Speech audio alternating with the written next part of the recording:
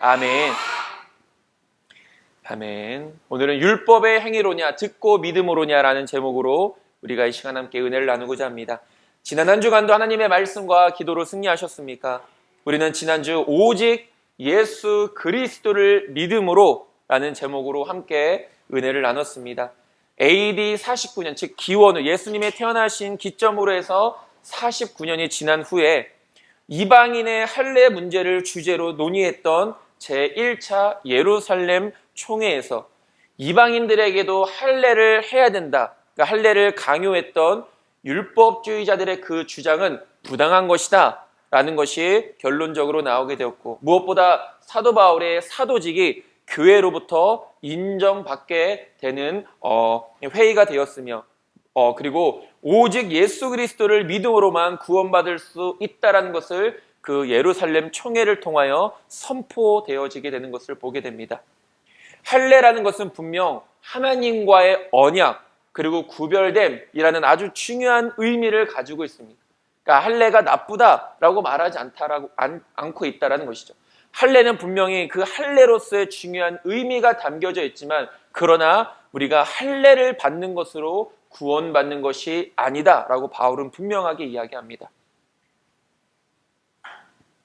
율법 준수나 할례를 통해서 구원받는 것이 아니라 오직 예수 그리스도의 이름을 믿음으로 구원을 받는 것입니다. 율법의 그 어떤 행위로도 하나님 앞에서 의롭다 인정을 받을 수 없다라는 것이죠. 오늘날 어떤 사람이 선하다, 정말로 저 사람은 착하다, 저 사람은 법이 없어도 살 수 있는 사람이다 라고 말하는 사람이 있다 할지라도 그의 의로움이, 그의 선함이 결코 그를 구원의 자리로 인도할 수 없다라는 것입니다. 이것이 바로 율법의 행위로서는 어느 누구도 구원받을 수 없다라는 것을 의미하는 것이죠. 사도 바울은 초대교회 당시 교회의 기둥으로 여겨졌던 베드로를 책망하게 됩니다. 이는 베드로의 외식된 행동 때문이었던 것이죠. 우리의 믿음도 마찬가지입니다. 우리도 믿음의 삶을 살아가다가 어느 순간에는 우리의 위선과 외식이 나타날 때가 있다는 것이죠. 그러나 우리는 항상 이 외식과 위선을 경계하며 살아갈 수 있어야 된다는 것입니다. 믿음으로 사는 것은 하나님의 말씀대로 사는 것입니다. 그리고 하나님의 영광을 위해 사는 것입니다. 믿음이라는 것은 내가 원하는 것을, 능력이 뛰어나신 하나님의 능력을 내가 힘입어서 내 뜻을 이루어 나가는 것이, 그것을 믿는 것이 믿음이 아니라는 것입니다. 오히려 내 생각들, 내 뜻들을 하나님의 말씀 앞에 내려놓고 하나님의 뜻을 구하고 하나님의 뜻대로 살아가는 것, 그래서 그 하나님의 뜻대로 살아갈 수 있는 능력을 하나님께 구하고 그것을 믿으며 살아가는 것, 이것이 바로 믿음이다라는 사실을 우리는 분명히 기억할 수 있어야 됩니다. 그래서 하나님을 단순히 내 소원을 이루어 주시는 도구로 우리는 하나님을 여겨서는 결코 안 된다라는 것이죠. 저와 여러분들은 오직 우리의 유일한 구원자이신 예수 그리스도를 굳게 믿고 하나님의 영광을 위해 힘써 살아가는 자들이 될 수 있게 되기를 간절히 소망합니다. 이것이 우리가 지난주에 함께 나눴던 말씀이었습니다. 우리가 오늘 말씀, 특별히 오늘 갈라디아서 3장과 이 갈라디아서 4장은 조금 더 자세한, 그 1장과 2장보다는 조금 더 자세한 교리에 관한 설명을 기록하고 있는 것을 보게 됩니다. 그래서 여기서 바울은 갈라디아서의 중심 주제가 되는 복음과 율법의 관계에 대해서 보다 이론적으로 설명하고 있는 것을 보게 되는 것이죠. 복음은 이런 것이고 율법은 이런 것이다. 이런 복음과 율법에는 이러한 관계가 있다는 것을 보다 자세하게 설명하고 있다는 것입니다. 특별히 갈라디아 교회를 어지럽히는 율법주의자들의 그 주장, 그들이 주장하는 것, 다른 복음을 전하는 것이 무엇이었습니까? 예수님의 이름을 믿는 것으로만은 우리가 구원받을 수 없으니까 율법도 지켜야 되고 너희들은 분명하게 할례도 받아야 진정한 구원을 받을 수 있다라는 이런 다른 복음을 전하는 율법주의자들의 주장이 잘못된 것임을 밝히기 위해서, 그리고 복음과 율법을 대조시키면서 이 율법의 제한적인 성격과 한계를 바울은 분명하게 설명하고 있습니다. 우리가 뒤에서도 말씀을 통해 살펴보겠지만 율법은 나쁜 것이 아닙니다. 율법은 좋은 것입니다. 그런데 율법의 기능에는 반드시 한계가 있다는 것입니다. 율법이 할 수 있는 일이 있고 율법이 할 수 없는 일이 있는 것입니다. 그러니까 율법이 하는 일은 무엇입니까? 우리가 죄인됨을 깨닫게 하는 것입니다. 그래서 갈라디아서 말씀에도 보면은 율법을 초등교사다라고 이렇게 이야기하고 있는 것이죠. 그러니까 율법은 우리의 죄를 깨닫게 할 수는 있지만, 그래서 우리가 죄인임을 알게 하고 우리의 구원자이신 하나님께로 나아가게 할 수는 있지만, 율법 자체만으로는 우리가 구원받을 수 없다라는 것을, 그런 율법의 한계에 대해서 바울은 자세하게 설명을 하고 있습니다. 그렇다면 우리가 오늘 본문을 통해서 우리에게 주시는 하나님의 은혜의 말씀이 무엇인지 잠깐 살펴보도록 하겠습니다. 첫 번째로, 누가 너희를 꾀더냐? 라고 이렇게 바울은 갈라디아 교회 성도들에게 질문합니다. 누가 너희를 꾀더냐? 갈라디아서를 처음 시작할 때 나눴던 말씀 가운데서 이 갈라디아 교회는 바울의 정말 갖은 노력을 통해서 힘들게 세워졌던 교회였습니다. 이런 상황 속에서 그들에게 전해진 진리의 복음을 잘 붙잡고 빼앗기지 않으며 그 믿음이 자랄 수 있도록 힘써야 될 이 갈라디아 교회 성도들이 오히려 예전에 그 율법의 행위에 머물러 있었던, 그 율법의 행위에 얽매여 있으니 바울은 이런 갈라디아 교회 성도들을 책망하지 않을 수 없었던 것입니다. 당신들이 그 이방인들, 하나님께서 그 이방인들을 또한 구원하시기 위해서 나를 통하여서 나를 이방인의 사도로 삼으시고 나를 통하여서 하나님의 복음, 예수 그리스도의 복음을 증거하게 하셨고, 또 당신들이 그것을 듣고 믿었는데 왜 여전히 다시 그 믿음 이전의 과거로 돌아서려고 하느냐? 왜 우리를 구원해 줄 수 없는 율법의 얽매인 삶을 살아가고 있느냐? 우리가 자유함을 얻었는데, 복음 안에서 참된 구원의 자유를 얻었는데 왜 당신들은 다시 율법의 행위에 얽매이는 삶을 살아가느냐라고 바울은 강력하게 갈라디아 교회 성도들을 책망하는 것을 보게 됩니다. 물론 이 일의 근본적인 원인 자체는 다른 복음을 전하는 율법주의자들 때문이었음을 우리가 보게 되지만, 그러나 또 한편으로는 다른 복음에 휩쓸리지 않을 수 있는 믿음을, 성숙한 믿음을 가지지 못한 갈라디아 교회 성도들의 책임도 있었다라는 것입니다.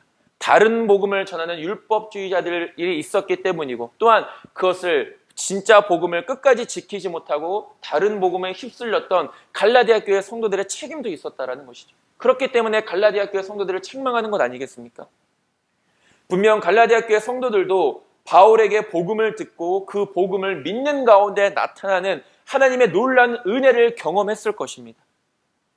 아무리 믿음이 연약한 가운데 있다 하더라도 분명한 것은 이들 또한 구원의 기쁨과 감격을 경험했다라는 것입니다. 그러나 지금 이들은 바울로부터 책망을 받고 있습니다. 바울은 갈라디아 교회 성도들을 향하여 어리석도다라고 이렇게 말합니다. 오늘 본문 1절서부터 바울은 강력하게 말하지 않습니까? 개역개정 성경에 어리석도다 갈라디아 사람들아, 예수 그리스도께서 십자가에 못 박히신 것이 너희 눈앞에 밝히 보이거늘 누가 너희를 꾀더냐라고 말합니다. 어리석다. 당신들은 정말 지금 너무나도 어리석은 상황 가운데 있다라고 이야기하죠.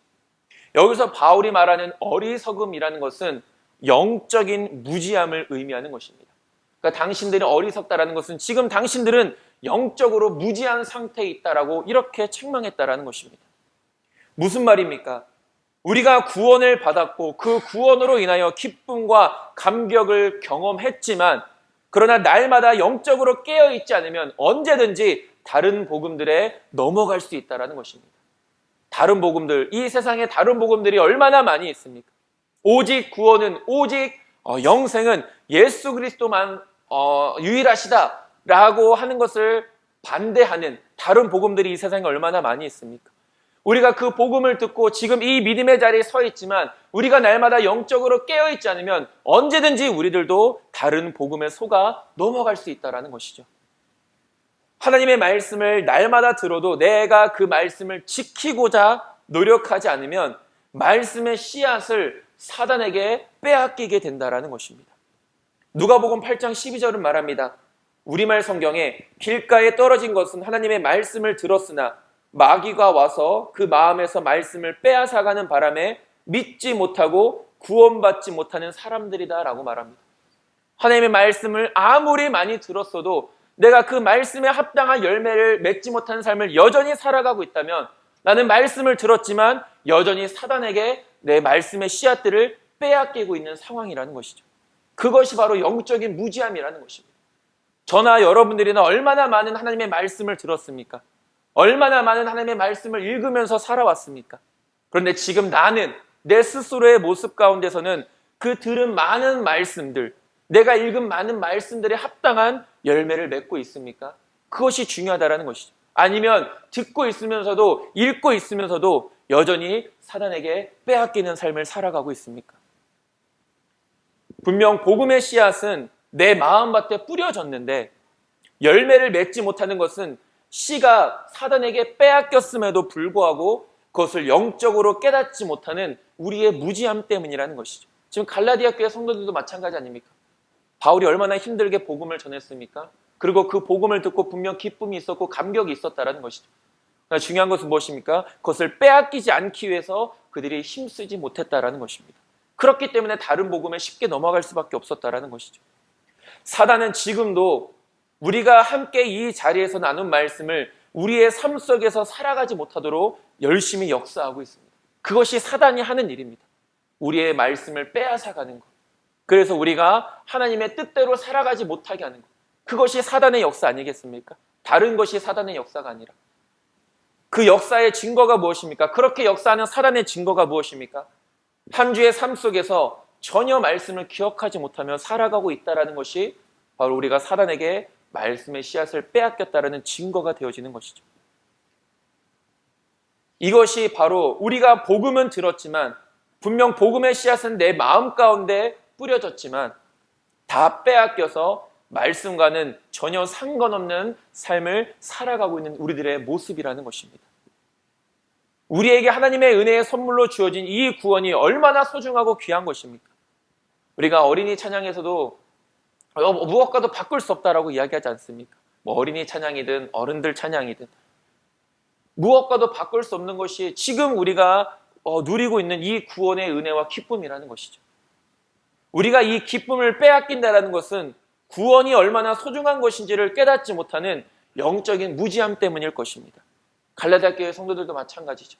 그들이 그 구원이 얼마나 힘들게 그들에게 주어진 것입니까? 그런데 쉽게 빼앗긴다는 것은 그 구원이 얼마나 소중한 것인지를 알지 못한다는 것이죠. 저와 여러분들에게 우리가 가장 소중하게 생각하는 것을 누군가가 빼앗으려고 한다고 우리가 한번 상상해 보시길 바랍니다. 정말로 나는 어떤 것과도 바꿀 수 없는 나의 가장 소중한 것. 근데 그것을 누군가가 빼앗으려고 한다. 과연 저와 여러분들은 그 소중한 것을 빼앗으려는 자들에게 순순히 그것을 넘겨주시겠습니까? 어떻게 해서든 빼앗기지 않으려고 발버둥 치지 않겠습니까? 얼마나 귀한 건데 이것을 뺏으려고 하는 자들에게서부터. 그런데 문제는 많은 사람들이 말씀과 복음을 너무나도 쉽게 빼앗기며 살아가고 있다는 것입니다. 여러 번 말씀드렸지만 오늘날 얼마나 우리가 많은 말씀을 들을 수 있습니까? 얼마나 편하게 말씀을 들을 수 있습니까? 핸드폰 하나만 있어도 내가 원하는 목사님들, 내가 원하는 주제의 설교들을 우리가 원하는 자리에서 얼마든지 들을 수 있습니다. 중요한 것은 무엇입니까? 우리는 그 많은 복음을 듣고도 그 복음대로, 그 말씀대로 살아가지 못하고 있다는 것이죠. 그것은 무엇 때문입니까? 우리가 들었지만 빼앗기고 있기 때문입니다. 빼앗기지 않기 위해 우리는 발버둥 치지 않습니다. 그냥 들은 것으로 그 순간적인 은혜에 만족해 하기만 하지 그 말씀을 내가 내 삶 속에 내 마음 가운데 새기고 어떻게든 내 삶을 그 말씀대로 살아가고자 힘쓰지 않고 있다는 것이죠. 어떻게 해서든 주신 하나님의 말씀을 굳게 붙잡고 한 주간 힘써 살아가고자 애쓰지 않는다라는 것입니다. 그렇기 때문에 우리는 여전히 다른 복음들에 휩쓸리며 살아가고 있는 것이죠. 저와 여러분들은 어떻습니까? 주일에 나눈 말씀과 또는 저나 여러분들의 삶 속에서 읽고 들은 그 말씀들을 빼앗기지 않기 위해 얼마나 발버둥 치고 있고 얼마나 힘쓰며 살아가고 있습니까? 아니면 빼앗기고도 빼앗긴지도 모른 채 바울이 갈라디아 교회 성도들의 어리석다 말하는 것처럼 우리 또한 영적인 무지함 가운데 살아가고 있지는 않습니까? 우리는 하나님의 은혜로 말미암아 구원을 받았습니다. 이것은 분명한 사실이고 진리인 것이죠. 그렇다면 구원을 받은 우리들은 그 구원을 붙들고 있기 위해 얼마나 힘쓰고 있습니까? 이것을 빼앗으려는 사단과 얼마나 영적인 싸움을 하고 있습니까? 우리가 구원을 받았다고 해서 방심하고 있다면 우리 또한 갈라디아 교회 성도들처럼 언제든지 우리를 공격해 올 수 있는 다른 복음에 넘어질 수밖에 없는 것입니다. 우리는 언제나 영적으로 깨어 있어야 합니다. 늘 말씀과 기도로 깨어 있어야 합니다. 그것이 우리의 영적인 무기가 아니겠습니까? 눈에 보이지 않는, 그러나 우리를 넘어뜨리려는, 하나님과 우리의 사이를 갈라놓으려 하는 그 사단과 싸워서 이길 수 있는 우리의 유일한 무기는 말씀과 기도라는 것이죠. 그럴 때 우리는 사단에게 가장 귀한 것을 빼앗기지 않을 수 있을 뿐만 아니라 우리의 믿음이 자라 성숙해질 수 있는 것입니다. 저와 여러분들은 어리석은, 곧 영적으로 무지한 믿음의 삶을 살아가는 자들이 되지 않게 되기를 간절히 소망합니다. 늘 영적으로 깨어 있어서 날마다 승리하는 삶을 살아갈 수 있는 저와 여러분들 모두가 될 수 있게 되기를 간절히 소망합니다. 두 번째로 바울은 율법의 행위로냐 혹은 듣고 믿음으로냐 라고 갈라디아 성도들에게 질문하고 있습니다. 바울은 갈라디아 교회 성도들이 범한 근본적인 잘못에 대해서 한 가지 핵심적인 질문을 그들에게 던집니다. 그것은 바로 이들이 성령을 받을 때 과연 율법과 믿음 중에서 어느 것에 의해 받게 되었느냐라고 질문하는 것입니다. 너희가 성령을 받을 때 율법으로 성령을 받았냐? 아니면 듣고 믿음으로 성령을 받은 것이냐? 한번 대답해봐라. 이렇게 질문했다라는 것이죠.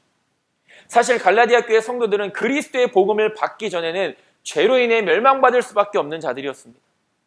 특히 율법은 이방인이었던 이들을 죄인으로만 규정짓고 구원에 이를 만한 어떤 방법도 제시하지 않고 있었습니다.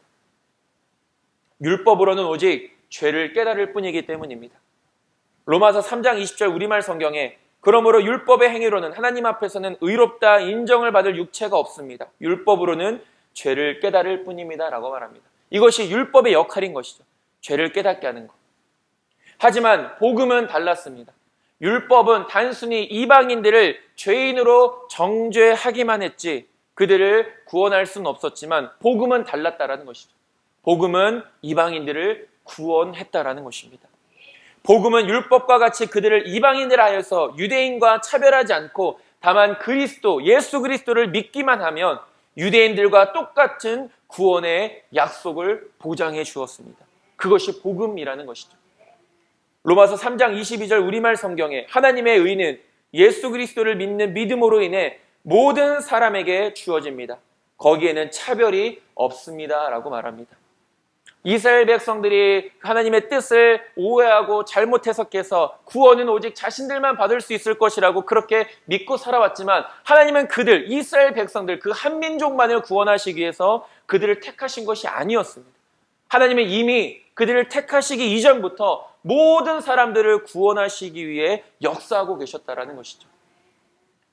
그러나 갈라디아 교회 성도들이 이러한 복음을 받아들인 이후에 다시 그들을 정죄하는 기능만을 가지고 있는 율법의 행위에 의해서 의롭게 되어야 한다라는 율법주의를 용납했다라는 것이 바로 바울을 분노하게 했다라는 것입니다. 그러면서 바울은 갈라디아 교회 성도들에게 성령을 받는 것이라고 이렇게 이야기합니다. 성령을 받는 것. 이 표현의 의미는 사람이 구원에 이르는 것은 성령을 받지 않고서는 불가능하다 이런 의미가 담겨져 있습니다. 즉 성령을 통해 우리는 구원을 받는 것이고 이러한 성령을 받는 것은 복음을 듣고 믿음으로 인한 것입니다. 그러니까 우리가 우리의 죄를 회개하고 우리가 하나님 앞에 나아가고 그래서 구원받는 모든 과정들 가운데 누가 역사하신다라는 것입니까? 성령께서 역사하신다라는 것입니다. 그렇기 때문에 구원에 있어서 가장 중요한 것은 복음을 듣는 것입니다. 말씀을 듣는 것이죠. 로마서 10장 17절에서 말합니다. 그러므로 믿음은 들음에서 나며 들음은 그리스도의 말씀으로 말미암느니라 라고 말합니다. 믿음은 들음에서 난다. 무엇을 들어야 우리가 구원받는 것입니까? 하나님의 말씀. 우리는 흔히 성령 받는다, 성령을 받아야 한다라는 말을 사용합니다. 우리는 성령을 받음으로 어떤 성령의 신비한 능력을 경험하길 원하고 그런 성령께서 약속하신 은사들이 내 삶 가운데 있기를 원합니다. 물론 우리는 성령의 역사를 통해 그러한 성령의 능력을 맛볼 수 있습니다. 성령의 신비한 능력도 분명 우리 삶 가운데서 경험되어질 수 있고 성령의 은사들도 또한 우리 삶 가운데서 증거되어질 수 있습니다. 그러나 성령께서 하시는 일의 가장 핵심은 바로 우리를 구원의 길로 인도하는 것이고 믿음의 길로 인도하시는 것이죠. 우리가 성령 안에서 늘 충만해야 하는 이유가 바로 여기에 있는 것입니다.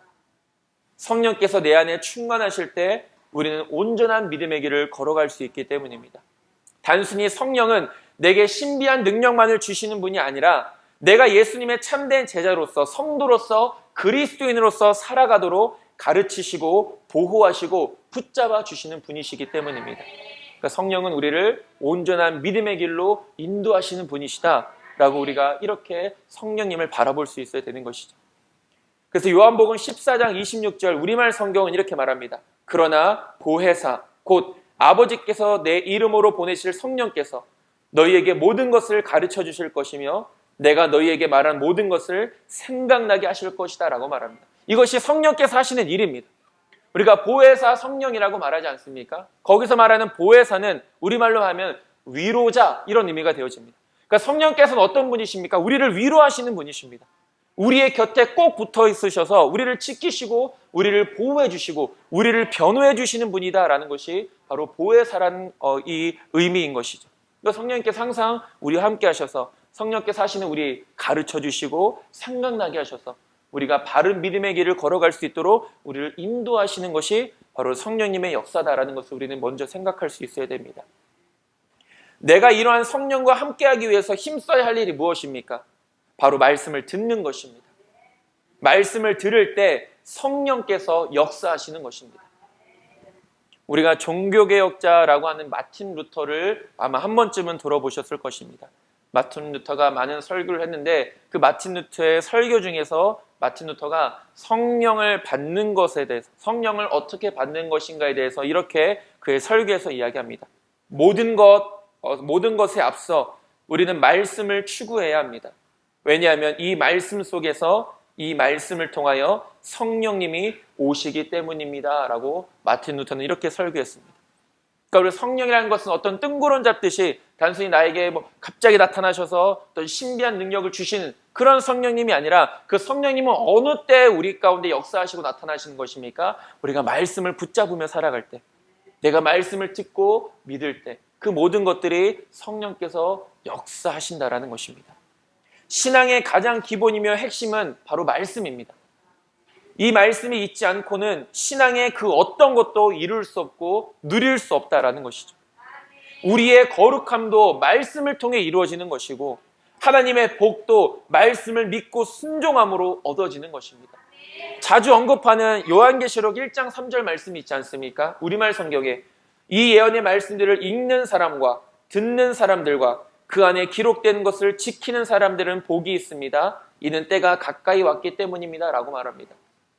우리가 어떤 사람들이 하나님의 복이 있다라고 말합니까? 말씀 가운데 함께하는 사람, 그 말씀을 읽고 그 말씀을 듣고 기록된 대로 지켜 행하는 자의 삶 가운데 성령께서 역사하시는 것이고 하나님의 복이 임한다라는 것이죠. 그렇고 또 요한계시록 1장 3절 마지막에 이는 때가 가까웠기 때문입니다 라고 말합니다. 마지막 때일수록 우리가 더욱더 힘써야 될 것이 무엇이라고 말하는 것입니까? 하나님의 말씀을 붙잡는 것이다라고 말하고 있다는 것이죠. 우리가 살아가는 이때가 바로 마지막 때입니다. 우리는 항상 마지막 때다라고 이렇게 이야기하지 않습니까? 예수님께서 이 땅에 오신 그 순간부터 우리는 이미 마지막 때를 살아가고 있는 것입니다. 그 마지막 때를 살아가는 우리들에게 가장 필요한 것, 우리가 날마다 붙잡아야 되는 것, 그것은 말씀이라는 것이죠. 그 말씀을 듣고 믿을 때 또 성령께서 역사하셔서 우리 안에 함께 하셔서 우리가 그런 성령의 충만한 삶을 통해 참된 믿음의 삶, 복된 삶을 살아갈 수 있게 된다는 것입니다. 저와 여러분들은 말씀 생활을 절대로 소홀히 하지 않게 되기를 간절히 소망합니다. 날마다 읽어야 합니다. 날마다 들어야 합니다. 그리고 기록된 대로 지켜 행할 수 있어야 됩니다. 그것이 복인 것입니다. 내가 말씀을 굳게 붙잡는 만큼 성령께서 나와 함께 하실 것이고 성령께서 함께 하시는 삶을 통해 우리는 더욱더 풍성한 구원의 기쁨을 누리며 살아가게 되는 것입니다. 저와 여러분들 삶에는 늘 성령께서 충만하시길 소망합니다. 그 성령께서 내 안에 역사하시기 위해 힘써 말씀을 붙잡는 저와 여러분들 될 수 있게 되기를 간절히 소망합니다. 세 번째로 아브라함이 하나님을 믿음에라고 바울은 이야기합니다. 바울은 유대인들의 존경을 받는 자신들이 아브라함의 자손이라는 것을 굉장히 자랑스럽게 여기는 그 유대인들을 향해서 아브라함의 경우를 예로 들면서 이신칭의의 원리의 정당성과 역사성을 설명하고 있습니다. 바울은 로마서 4장에서도 아브라함이 믿음으로 의롭다 인정받았음을 설명하고 있습니다. 그러면서 바울의 복음이 구약의 율법을 훼손한다라는 율법주의자들의 주장에 대한 강력한 반론임과 동시에 믿음의 우월성에 대해서 힘써 주장하고 있는 것을 보게 되죠. 자꾸만 율법주의자들이 바울에게 구약을 훼손시킨다, 율법을 훼손시킨다 이렇게 이야기하는 것입니다. 그러나 바울이 아브라함의 예를 들면서 아브라함은 율법이 없었을 때 그가 믿음으로 의롭다고 인정을 받은 사람이다. 아브라함은 할례를 받지 않은 상황 가운데서 그가 믿음으로 인정을 받은 사람이다 라고 이렇게 이야기하고 있다는 것이죠. 구원이라는 것은 단순히 이스라엘이라는 한 민족에게만 허락된 것이 아니라 하나님께서는 과거나 현재나 그리고 앞으로 우리에게 다가올 모든 미래에도 변함없이 그리고 일관되게 오직 믿음을 통한 구원이라는 진리를 세상 가운데 선포하고 계신 분이십니다. 과거에는 율법으로 구원을 받게 하시고 현재에는 믿음으로 구원을 받게 하시는 그런 분이 아니시라는 것이죠. 과거나 현재나 앞으로 다가올 미래에도 여전히 변함없이 오직 믿음을 통해 우리는 구원을 받을 수 있는 것입니다. 바울이 이신칭의를 설명할 때마다 아브라함의 경우를 예는 드는 것도 율법주의자들이 항상 아브라함의 후손된 것을 자랑했기 때문입니다. 너희들이 자랑하는 그 아브라함이 어떻게 하나님 앞에 인정받았냐? 율법을 행함으로냐? 할례를 받음으로냐? 아니다. 그도 믿음으로 의롭다 인정을 받은 사람이다 라고 이야기하기 위해서 아브라함을 예로 설명을 하고 있는 것이죠. 요한복음 8장 33절은 말합니다. 그들이 대답하되 우리가 아브라함의 자손이라 남의 종이 된 적이 없거늘 어찌하여 우리가 자유롭게 되리라 하느냐라고 말합니다. 여기서도 말하듯이 유대인들은 우리가 아브라함의 자손이다 라는 것을 자랑하고 있는 것을 보게 되는 거죠. 그렇기 때문에 이들 스스로가 자랑스럽게 생각하던 조상 아브라함도 그의 율법적인 행위, 즉 할례를 받음으로 하나님께로부터 인정을 받은 것이 아니라 할례를 받기 전에 이미 하나님을 믿음으로 말미암아 의롭다고 인정되었다는 것은 아주 중요한 의미를 가지고 있는 것입니다. 또한 이러한 사실은 하나님에 대한 아브라함의 절대적인 순종을 보여주고 있는 것인데 이것은 아브라함이 단지 유대인과 같이 할례받은 자들만의 조상이 아니라 하나님의 뜻에 순종하여 복음을 받아들인 모든 믿는 자들의 참된 영적인 조상이다라는 것을 선포하고 있는 것이죠. 그래서 오늘 본문 7절에서도 말하지 않습니까? 그런즉 믿음으로 말미암는 자들은 아브라함의 자손인 줄 알지어다라고 말합니다. 어떤 혈통적인 관계가 아브라함의 자손이 아니라 하나님을 믿고 구원받은 자들이 바로 아브라함의 자손이다라고 바울은 말하고 있는 것입니다. 하나님을 믿는다는 것은 단순히 하나님의 존재를 믿는 것으로 그치는 것이 아닙니다. 하나님은 살아계신 분이다. 이것이 믿음이다 라고 말하지 않는다라는 것이죠. 하나님을 믿는다는 것은 하나님의 뜻과 말씀에 순종하는 것을 의미합니다. 물론 하나님이 살아계신 분이심을 믿는 것이고 그런 믿음 가운데 내가 하나님의 뜻과 말씀 앞에 순종하며 살아가는 것, 이것이 믿음이라는 것이죠. 반대로 내가 믿음이 없고 내가 순종이 없고 하나님의 말씀대로 살아가는 삶이 없다면 나는 하나님을 믿는 것이 아니게 되어지는 것입니다. 왜 아브라함이 믿음의 조상이 되었습니까? 왜 아브라함은 하나님께로부터 큰 복을 누렸고 또 약속받았습니까? 아브라함은 하나님의 부르심에 순종하여 갈 바를 알지 못했지만 나아갔기 때문입니다. 히브리서 11장 8절에 믿음으로 아브라함은 부르심을 받았을 때 순종하여 장래의 유업으로 받을 땅에 나아갈새 갈 바를 알지 못하고 나아갔으며 라고 말합니다. 지금 아브라함의 삶은 너무나도 평안한 삶입니다. 아무런 문제가 없는 삶입니다. 안전한 삶입니다. 그런데 어느 날 하나님이 아브라함을 부르셔서 어디로 목적지도 분명한 곳이 정해지지 않았지만 나아가라 라고 하나님이 아브라함에 이렇게 말씀하십니다. 아브라함은 그 말씀에 순종해서 나아갔다라는 것이죠. 여러분, 우리가 평안한 삶, 우리가 현재 누리고 있는 이 삶이 전혀 문제가 없는 삶 속에서 쉽게 도전을 할 수 있겠습니까? 굉장히 어려운 일입니다. 그것도 하나님의 뜻이라고, 그것이 하나님의 말씀이라고 했을 때 우리는 그 말씀 앞에 기쁨으로 기꺼이 순종할 수 있겠습니까? 어려운 일이라는 것이죠. 근데 아브라함은 믿음으로 순종했다라는 것입니다. 갈 바를 알지 못했지만, 어디로 가야 할지 분명한 목적지가 없었지만, 그때 당시 이 길을 걷는 것, 혹여나 광야나 이런 길을 걷는 것은 많은 어려움에 노출되어져 있는 상태였습니다. 많은 도적들도 있었고, 또 많은 어려움들로 인해서 어떻게 보면 정말 목숨을 걸고 나아가야 하는 길들이었던 것이죠.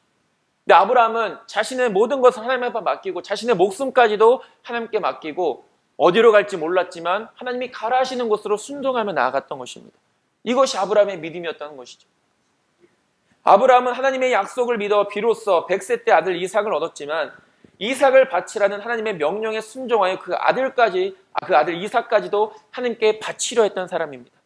단순히 흉내만 낸 것이 아니라, 죽이려고 했던, 바치려고 했던 신용만 한 것이 아니라, 실제로 그 아들을 묶어서 제단 위에 올려놓고 칼로 찌르려고 했던 사람이었습니다.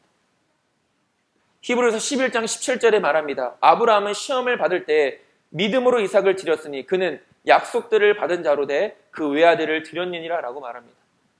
하나님의 뜻과 말씀에 한 번이라도 제대로 순종한다면 참 다행일 것입니다. 무슨 말입니까? 그만큼 순종한다라는 것이 쉽지 않다라는 것입니다. 우리가 이렇게 말했을 때는 나도 저렇게 있으면 아브라함처럼 순종할 수 있다라고 혹시나 우리가 자신할 수 있겠지. 물론 그렇게 살아가시는 분들도 분명히 있으시겠지만, 그러나 막상 그런 일들이 내 앞에 닥칠 때, 갈 바를 알지 못하지만 나아가라는 하나님의 음성이 나에게 들렸을 때, 나에게 가장 소중한 것을 갑자기 바치라 라고 하나님이 뜬금없이 그렇게 말씀하셨을 때, 그것을 바로 순종할 수 있는 사람이 과연 얼마나 될까요? 분명한 결단이 있지 않고서는 결코 행할 수 없는 일들입니다. 그러나 아브라함은 이러한 모든 하나님의 뜻과 말씀에 온전히 순종했습니다. 이것이 믿음이라는 것입니다. 앞서도 이야기했지만 믿음이라는 것은 내가 하고 싶은 것, 내가 원하는 것을 이루고자 하나님의 능력을 빌리고 하나님을 이용해서 내 뜻을 이루는 것이 믿음이 아니라는 것입니다. 믿음이라는 것은 내 뜻과 내 계획과 내 생각, 그것이 하나님의 뜻과 반대되는 것이라면 기꺼이 그 모든 것들을 내려놓고 하나님의 뜻 앞에 순종하며 나아가는 것, 이것이 믿음이라는 것입니다. 그런 의미에서 저와 여러분들은 진짜 믿음의 삶을 살아가고 있는지를 생각해 볼 수 있어야 됩니다.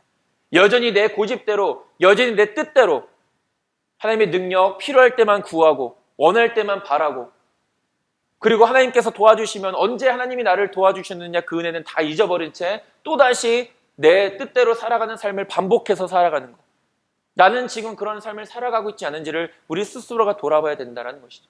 그리고 우리는 그것을 믿음이라고 이야기합니다. 우리 스스로가 그것을 믿음이라고 이야기한다는 것이죠. 믿음은 입으로만 고백하는 것이 아닌 행함으로, 삶으로 순종하는 것입니다.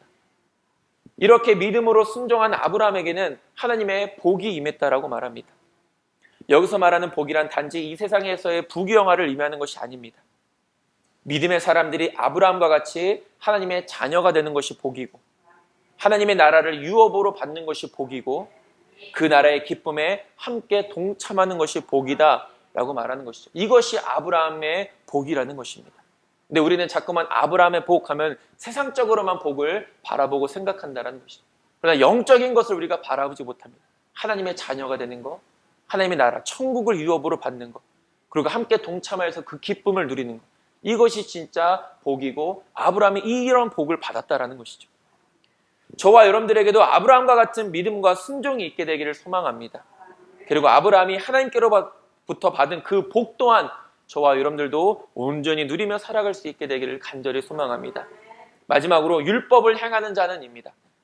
하나님께서 백성들에게 율법을 주신 이유는 사람으로 하여금 하나님의 뜻을 알게 하기 위함이고, 또한 사람이 스스로의 힘으로는 결코 율법의 규정들을 다 지킬 수 없다는 것을 깨닫게 하시기 위함이며, 그리고 자신이 저주 아래에 있음을 알고 이를 통하여 하나님 앞에 나아가게 하기 위함이라는 것입니다. 율법은 우리의 죄를 깨닫게 하는 것이고 우리의 공로로 절대 구원받을 수 없다는 것을 가르쳐 주는 것이며, 그렇기 때문에 우리가 하나님 앞에 나아갈 수 있도록 우리를 인도해 주는 것이 율법이다라는 것이죠. 율법을 온전히 지킬 수 있는 사람은 없습니다. 성경은 말합니다. 모든 율법을 다 지켰어도 한 가지 율법을 어기게 되면 전체 율법을 다 어긴 것이다라고 분명히 말하죠. 그것은 무엇을 의미하는 것입니까? 율법의 행위로 의롭다함을 받을 수 있는 사람은 아무도 없다라는 것을 의미합니다. 야고보서 2장 10절은 말합니다. 누구든지 온 율법을 지키다가 그 하나를 범하면 모두 범한 자가 된다라고 이렇게 이야기합니다. 그렇기 때문에 율법은 죄에 빠진 사람에게 자신의 죄에 대해 철저히 깨닫게 하여서 사람으로 하여금 하나님의 구원으로 인도하는 초등교사의 역할을 하는 것입니다. 갈라디아서 3장 24절, 이같이 율법이 우리를 그리스도께로 인도하는 초등교사가 되어 우리로 하여금 믿음으로 말미암아 의롭다함을 얻게 하려 함이라 라고 말합니다. 그러나 율법주의자들은 하나님께서 인간에게 율법을 주신 목적과 아울러서 율법의 본질을 여전히 깨닫지 못하고 사람이 율법의 행위를 다 지켜서 의를 얻게 되므로 스스로가 구원받을 수 있다라고 여전히 착각 가운데 살아가고 있는 것입니다. 이것이 율법주의자들의 특징인 것입니다. 내 의로 내가 구원받을 수 있다. 결국 오늘 본문 12절에 있는 말씀처럼 율법을 행하는 자, 곧 율법을 행함으로 구원을 받을 수 있다라고 믿는 자들은 율법의 저주, 즉 참된 구원을 얻지 못하게 되는 것입니다. 저와 여러분들은 율법에 얽매이는 자들이 되지 않게 되기를 소망합니다. 율법은 반드시 우리에게 필요한 것입니다. 그러나 그 율법의 한계에 우리 스스로가 얽매이지 않아야 된다는 것이죠. 우리의 믿음 없는 얕은 선행과 행위로 구원받을 수 있다라는 어리석음, 이 착각들을 우리는 빨리 벗어날 수 있어야 됩니다. 그리고 오직 예수 그리스도를 믿음으로 참된 구원과 구원의 기쁨을 누리며 살아갈 수 있는 저와 여러분들이 될 수 있어야 된다는 것이죠. 말씀을 정리하겠습니다. 우리는 다른 복음에 휩쓸리지 않도록 언제나 영적으로 깨어 있어야 합니다. 우리의 영적인 무기는 말씀과 기도입니다. 율법의 행위로는 그 어떤 누구도 구원받지 못합니다. 믿음 없는 율법의 행위에 집착하는 우리가 되지 않을 수 있어야 합니다. 그러나 성령의 역사하심으로 오직 복음을 듣고 믿어서 참된 구원을 얻고 그 구원의 기쁨을 누리는 자들이 될 수 있어야 되는 것이죠. 이러한 믿음으로 사는 자에게 하나님의 복이 임하게 되는 것입니다. 저와 여러분들 이러한 믿음과 순종을 통해 참된 하나님의 복을 누리며 살아가는 또한 이번 한 주가 그리고 앞으로의 남은 우리의 모든 일생들이 될 수 있게 되기를 주님의 이름으로 축원드립니다. 기도하겠습니다. 하나님, 우리에게 참된 구원을 허락하심을 감사합니다. 그 구원의 기쁨도 누릴 수 있도록 은혜 베풀어 주시니 감사합니다. 우리가 말씀과 기도로 늘 깨어 있어서 결코 다른 복음에 휩쓸리지 않을 수 있도록 인도하여 주시옵시고 이 복음을 굳게 붙잡고 또 이 복음 안에서 하나님의 말씀과 뜻에 순종하여서 아브라함에게 약속하신 그 복 또한 우리들도 온전히 누리며 살아갈 수 있도록 인도하여 주시옵소서. 예수님의 이름으로 기도드립니다. 아멘.